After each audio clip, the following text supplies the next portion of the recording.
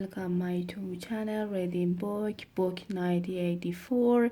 Let's go day. We're talking about the lottery. We still look at back when he had gone 30 meters. They were still arguing with vivid passion face. The lottery with its weekly payout of enormous prize was the on public event to which the parole paid serious attention. It was probable there were some million of people for whom the lottery was the principal, if not the only reason for remaining alive.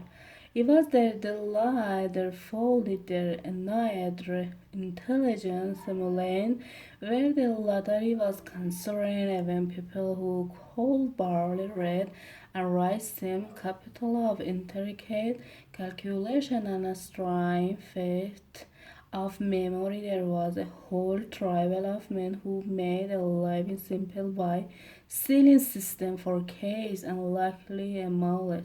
Wisdom had nothing to do with the running of the lottery, which was managed by the Ministry of Plenty, but he was aware indeed. Everyone in the party was aware that the prizes were largely imaginary. Only small sums were actually paid out.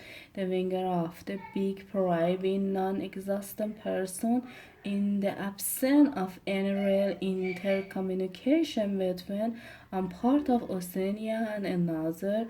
This was not difficult to arrange, but if there was hope, it lay in the pearl you had to kill in.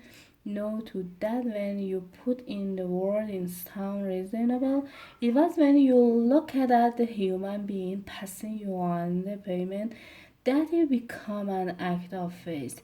The street into which he had thrown ran downhill. He had a feeling that he had been in this neighborhood before, and that there was a man through far out, far away from somewhere had recommendation of shooting voice. The street took a sharp turn and then ended in the line of steel which led down into the sunken lake where a few slave keepers were selling trial looking vegetable. At the moment Winston remembered where he was. The light led out into Main Street and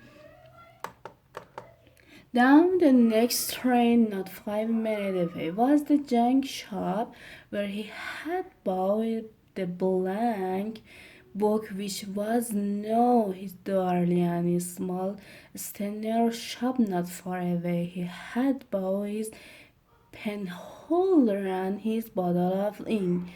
He paused for a moment at the top of the stop on the opposite side of the alley. There was a tiny little pub whose window appeared to be forced over, but in reality were merely coated with dust. A very old man, but bent but active, with feet monster ran briskly forward like those of the pearl, pushed open the sewing door and when it as Winston stood watching in occurred to him that the old man, who must be 80 at the least, had already been middle-aged when the revolution happened. He had a few others like him were the last light that knew existed with the vanished world of capitalism. In the Paris itself, there were not many people. Those ideas had been formed before the revolution. The older generation had mostly been wiped out in the great purge of its 50s and 60s, and the few who survived long ago been terrified into complete intelligent surrender. If there was anyone still alive who could give you a truthful account of conditions in the early part of the century, it could only be personally the person from the history book that he had copied into the diary back into wisdom mind, and the gigantic impulse took he would go into the pub. He would describe a country visited old man and question him. You will say to him, tell me about your life when you were a boy. What was it like those days? Were seem better than they are now? Are we day rose? Her, that's enough. Hurriedly lest he should have to become president, he disdained step and crossed the narrow street. It was many of course. As usual, there was no defined rule against talking to Perrault and frequently the repose, but it was far too unusual an action to pass unnoticed. If Perrault appeared, he might play an attack of fitness, but it was not likely that they would believe him.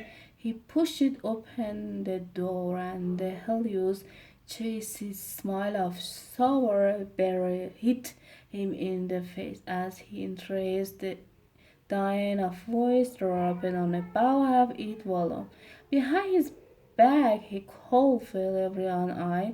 His below overall a game of the dart which was going on at the other end of the room interrupted itself for perhaps as much as 30 seconds.